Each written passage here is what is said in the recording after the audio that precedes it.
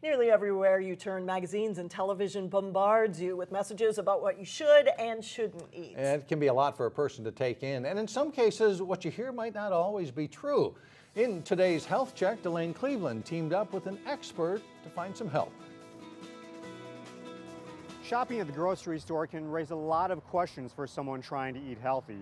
Today we asked registered dietitian Brenna Thompson from Nutritional Weight and Wellness in Maple Grove to answer some of the most common ones.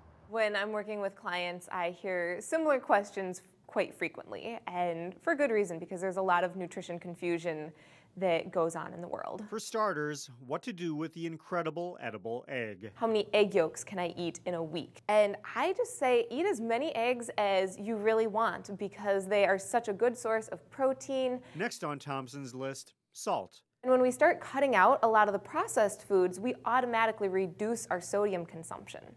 And you know, if you're going to be eating vegetables, if you're cooking more at home, make your food taste good. Salt your food. She recommends doing that with an unrefined sea salt that looks pink, gray, or black. Because that salt is still going to have a lot of the naturally occurring minerals in there. Another question she hears often revolves around juice versus soda consumption. So soda and juice, ounce for ounce, have the exact same amount of sugar in them. For advice, limit the juice intake. Or now that it's summer, it's always fun to do more of a juice spritzer. So a couple ounces of your orange juice, and then just pour in some sparkling water. Meantime, Thompson says questions about whether soy is a health food often comes up in conversation. Too much soy, in particular for men, can lower their libido. It can also cause infertility.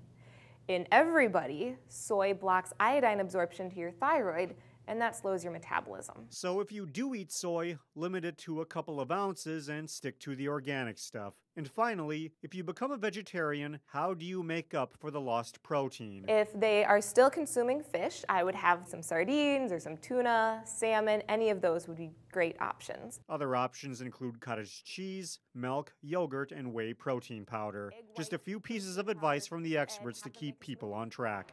In Maple Grove, Delane Cleveland, 12 News.